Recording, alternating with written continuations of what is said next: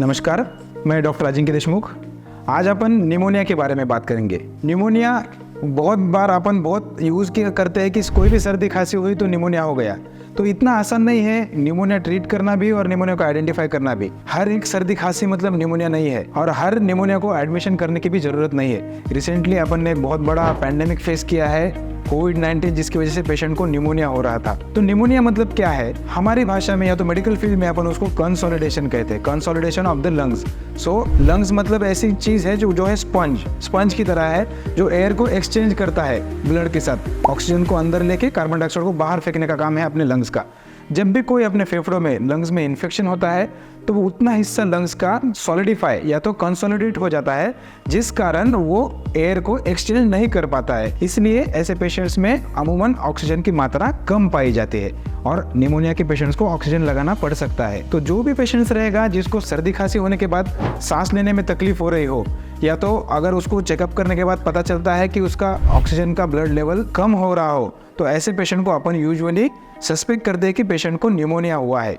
Pneumonia को अपन diagnose या तो कैसे कंफर्म करेंगे कि ये निमोनिया है? तो क्लिनिकल एग्जामिनेशन पे भी डॉक्टर आपको बता सकते हैं कि ये निमोनिया है।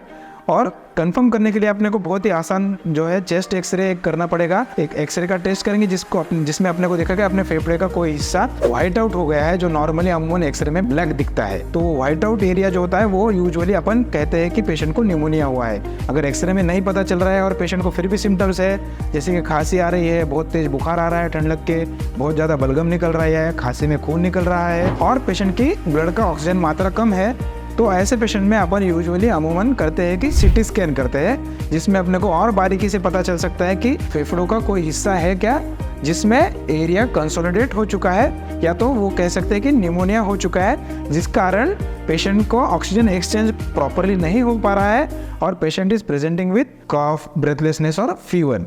तो अपन हर पेशेंट को एडमिट करेंगे क्या? तो ऐसे ज़रूरी नहीं है कि निमोनिया का हर पेशेंट एडमिट हो, लेकिन अगर उसका ऑक्सीजन का मात्रा कम हो रहा है तो ज़रूर उसको एडमिशन करना पड़ता है। अगर पेशेंट 65 साल के ऊपर है या तो 5 साल के नीचे का पेशेंट है तो ज़रूर ऐसे पेशेंट को अपने को हॉस्पिटलाइज करना पड़ता है, एडमिट करना पड़ता है और पैथोलॉजी या तो कौन सा ऑर्गेनिज्म है जो उसको निमोनिया कर रहा है वो ढूंढ के उस हिसाब से ट्रीटमेंट करना पड़ सकता है। निमोनिया बैक्टीरियल भी हो सकता है, वायरल भी हो सकता है और फंगल भी हो सकता है। तो एक आपका थूक का जांच किया जाएगा जिसमें आपको ये कंफर्म होगा कि आपके पेशेंट को या तो आपके नज़दीकी रिश्तेदार को किस प्रकार का निमोनिया है और उस हिसाब से डॉक्टर उसका ट्रीटमेंट करके निमोनिया को पूरी तरीके से ठीक किया जा सकता है।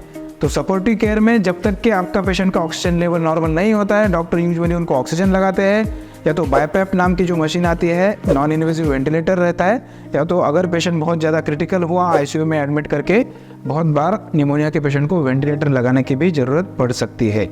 तो बहुत अर्ली डिटेक्ट कर लिया अगर अपन ने अपने पेशेंट को कि सर्दी खांसी है, तुरंत डॉक्टर को दिखा दिया, जल्द ही जांच कर लिए और ट्रीटमेंट ले लिया, तो बहुत बार आगे होने वाले कॉम्प्लिकेशन से अपन अपने मरीजों को बचा सकते हैं, आईसीयू एडमिशंस प्रिवेंट कर सकते हैं और वेंटिलेटर, ऑक्सीजन और ये जो भी कॉम्प्लिकेशंस और हायर थेरेपीज लगने वाला है उससे अपन अपने पेशेंट्स को प्रिवेंट कर सकते हैं और निमोनिया को बहुत जल्दी ठीक कर सकते हैं। Thank you so much.